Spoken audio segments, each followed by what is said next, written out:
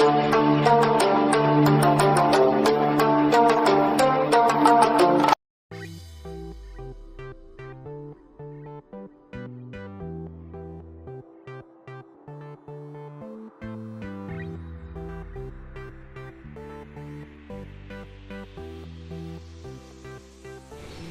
আলাইকুম ওয়া রাহমাতুল্লাহি ওয়া বারাকাতুহু।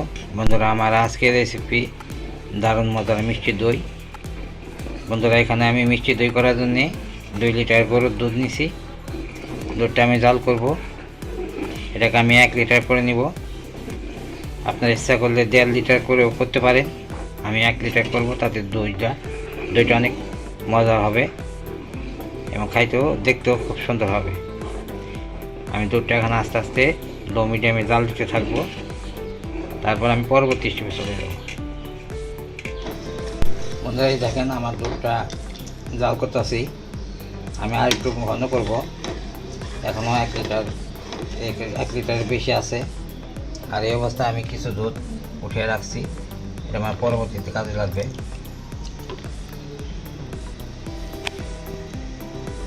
বন্ধুরা, আমার দুধটা দেখেন কত সুন্দর জাল হয়েছে।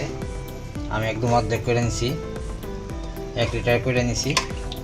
2 লিটার দুধ দিয়ে আমি কিন্তু 1 ফোঁটা পানিও ব্যবহার করি নাই। আর এখন আমি 1/2 কাপ চিনি দেবো ক্যারামেল করার জন্যে। স্লো আছে ক্যারামেলটা করতে হয়। আমার পাত্রটা গরম আসলো তো, ওই জন্যে একটু ধোয়া উঠছে, সমস্যা নাই। নাড়াচাড়ার দোকানে আস্তে আস্তে ক্যারামেল হবে।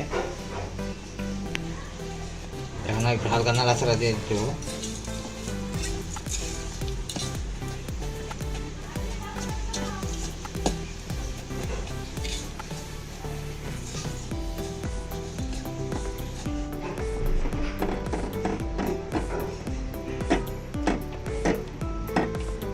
আমার ক্যারামেলটা হয়ে গেছে।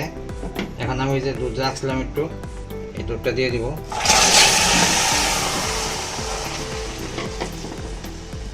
দেওয়ার পর ক্যারামেলটা শক্ত হবে, কোনো সমস্যা নাই, আবার গলে যাবে।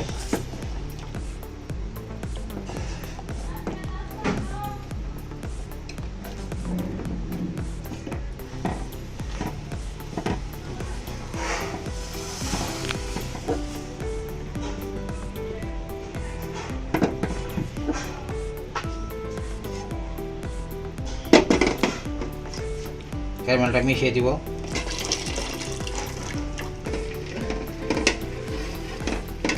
এখন আমি দুধটা চেক করে নিব যে আমার চিনিটা ঠিক আছে নাকি।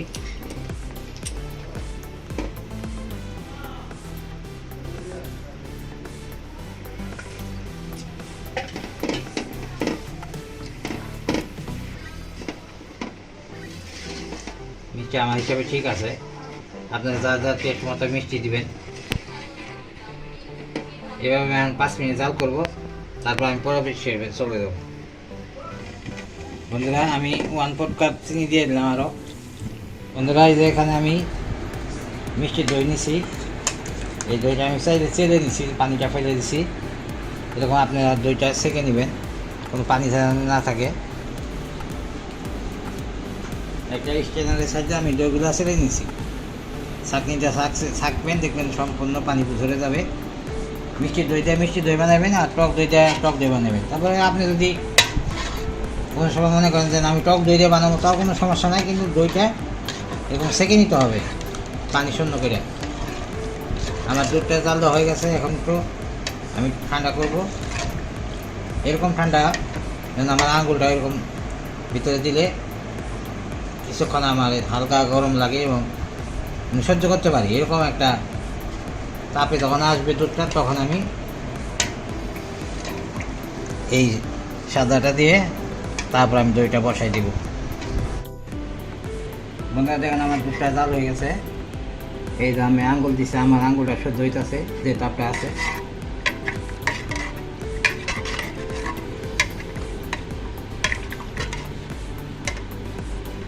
আর একটু তাপটা কমতে দেবো। দুইটা আমি ভালো করে ফেটে এখন দুধের সঙ্গে মিশিয়ে নিব।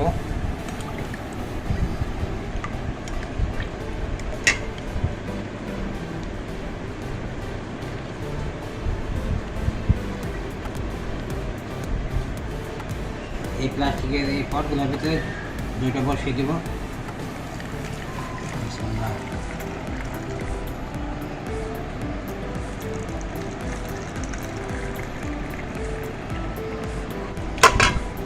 এখন আমি এই দই বীজটা দিয়ে দিব।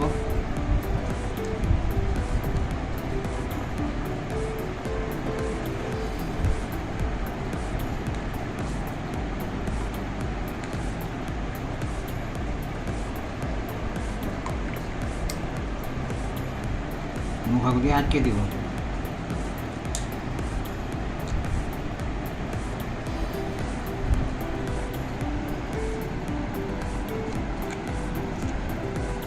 হয়ে গেল আমার দারুণ মজা মিষ্টি দই। এখন আমি এটা সারা রাত রেখে দিব।